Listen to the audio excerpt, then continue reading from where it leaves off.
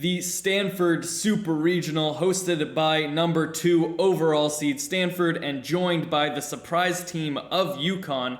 Out of both these teams, I feel like UConn had the better regional. They did their job in a place where people didn't really expect them to be as good as they showed, and Stanford did struggle a bit, especially against Texas State, who won their first matchup, sending Stanford to the losers bracket, and they really had to fight their way back into the tournament there, especially in the final game, where Texas State looked to have them on the ropes in the winner-take-all match on Monday, but after going up 3-1, Texas State was not able to hold the lead in the bottom of the ninth, but conceding back-to-back solo shots. After that point, it's just over, even though the game was still tied.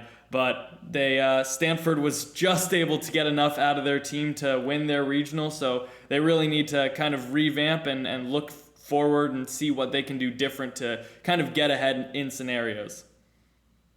Yeah, both of these teams were in extremely stressful regionals last weekend, going to Game 7 down to the wire, and UConn proved me wrong by winning that Maryland regional. I wasn't sure how legit UConn was, but they've proved me wrong. I'm not sure they're going to do it again here, though.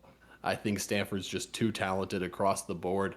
You got the Pac-12 Pitcher of the Year in Alex Williams. He hasn't been quite as dominant in the postseason yet, but I'm predicting a big performance out of him here in this first game. I think he goes 7+ innings, giving up 2 runs or less. And I think Stanford's just too complete of a squad to drop a series to a team like UConn, who's certainly not as talented. I think the Stanford offense has just been booming as of late. I think it's gonna be a high-powered offense hitting a lot of home runs against that UConn pitching staff, and I'm predicting a light 2-0 from Stanford here. Yeah, it definitely is a favorable matchup for Stanford, but UConn's starting pitching has been very solid the entire year, with all their primary 3 guys being under a 3.5 ERA. So I guess you kind of have to take that with a grain of salt just because of the competition that they were playing throughout the year, but they showed up during the regional and showed that they are still very good arms and compete with anybody and beat anybody, really. So Stanford, I feel like, is the team set up for a weekend series because they have the pitchers. I mean, if you have 2 dominant guys like they have in Alex Williams and Quinn Matthews, then it's going to be tough anytime to take 2 out of 3 from them.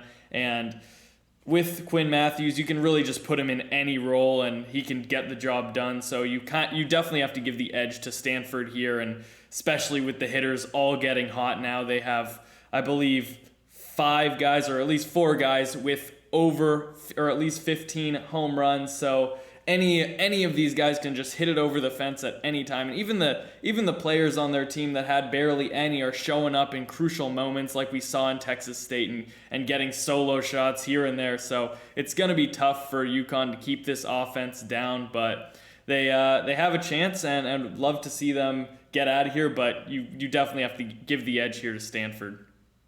Yeah, I think you also got to give the edge to Stanford here as well, just given the experience factor.